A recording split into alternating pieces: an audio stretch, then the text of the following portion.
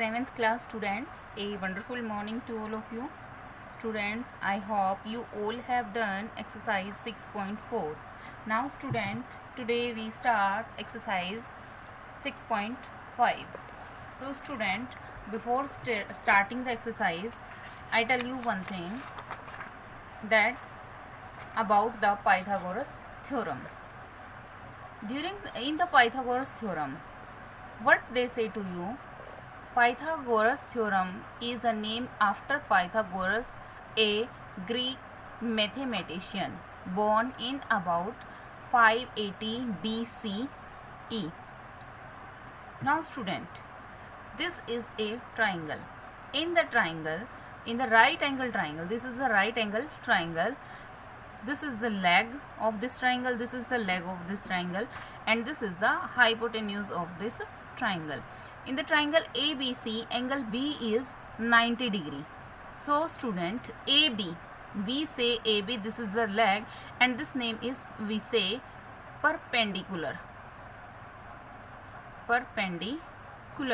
and this leg we say base. This is the perpendicular, this is the base, and this is the hypotenuse. In this right angle triangle ABC, the following relation hold: AC square, this AC square is equal to this AB square plus BC square. AC square is equal to AB square plus BC square. Means to say the square of the hypotenuse is equal to the sum of the square of its side or its legs.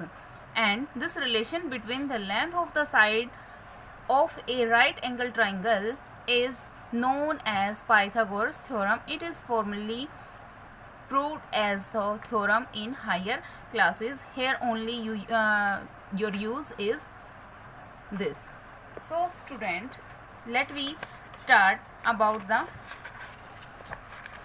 this exercise. Here they give you, tick the correct answer.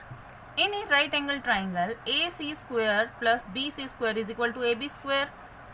The hypotenuse of the triangle is, देखो hypotenuse क्या होगा जब किन्हीं भी दो side का square तीसरी side के स्क्वायर के इक्वल हो, तो यहाँ पे हाइपोटेन्यूज क्या होगा हमारा ए बी.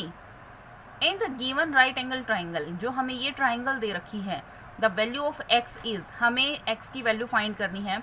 स्टूडेंट अभी तो मैं आपको जस्ट वैसे बता रही हूँ कि ये 24 सेंटीमीटर आएगा, क्योंकि हमें जस्ट सेकेंड सम में ही इसको प्रूव करना सीखेंगे.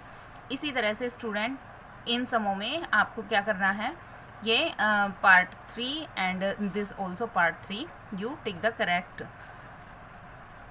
Now in the question number second, find the value of x.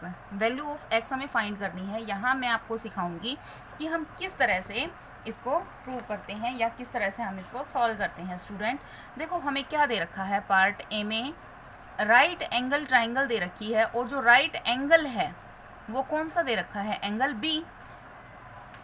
Angle B और 15 सेंटीमीटर दे रखी है हमें बी ए, और 17 सेंटीमीटर दे रखी है हमें ए सी. ये 17 सेंटीमीटर, ये 15, तो ये क्या रह गया हमारा बेस. हमें निकालना क्या है, बेस निकालना है. तो ये क्या है हमारा एक्स. तो फॉर्मूले के अकॉर्डिंग हमें क्या कहा गया था कि जो ए सी स्क्वायर है वो इक्वल होता है ए बी स्क्वायर प्लस में बी सी स्क्वायर. तो ए सी स्क्वायर की वैल्यू हम यहाँ पुट कर देंगे. ए सी कितना है 17, 17 का स्क्वायर आ जाएगा. ए बी कितना है 15, 15 स्क्वायर आ जाएगा. और बी सी कितना है एक्स स्क्वायर.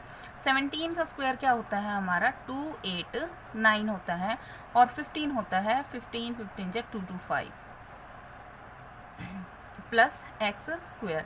अब जब इस वैल्यू को हम उधर लेके जाएंगे इक्वल से, तो ये सब्ट्रैक्ट हो जाती है स्टूडेंट. और आफ्टर सब्ट्रैक्टिंग क्या वैल्यू फाइंड होती है 4 एंड 8 में से 2 आउट हुए 6. और ये रूट स्क्वायर इक्वल से इधर आके रूट में चेंज हो जाता है. और जब हम रूट निकालते हैं 64 के हम फैक्टर करते हैं, तो स्टूडेंट हम प्राइम फैक्टर से ये फैक्टर कर लेते हैं 64 के. 2 3 जा 2 जा 2 16 जा 2 8 जा 2 4 जा 2 2 जा एंड देन 2 1 जा. तो इस रूट के अंदर कितनी वैल्यू आई 1 2 3 4 5 6 6 टाइम 2 और रूट में से जब भी वैल्यू हम डिजिट को बाहर निकालेंगे तो सिंगल होके बाहर निकलती हैं। ये कंप्लीट पेयर है तो 2 इंटू 2 इंटू 2 इन 3 पेयर में से एक एक वैल्यू हम बाहर निकालेंगे। 2 2 जा 4, 2 जा 8 सेंटीमीटर जो है वो हमारा क्या आ गया student, answer. I hope student you understand this. We do same the part B. Part B में हमें क्या दे रखा है, देखो हमें हाइपोटेन्यूज स्क्वायर निकालना है, परपेंडिकुलर और बेस दे रखा है स्टूडेंट। तो हम यहाँ पे क्या करेंगे, जो पी आर है, पी आर हमारा हाइपोटेन्यूज हो गया, तो पी आर का स्क्वायर किसके इक्वल होएगा, पी क्यू स्क्वायर प्लस में Q R square, and P Q value is 7 and Q R value is 24 and P R value is x। इस तरह से हमें वैल्यूज दे रखी हैं स्टूडेंट। सो हम कैसे करेंगे, देखो।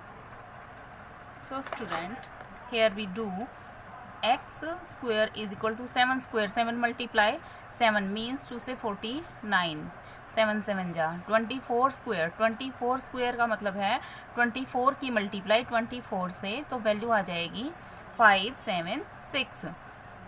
After adding this we got the value 625 and then we put the value we take under root, so root of 625।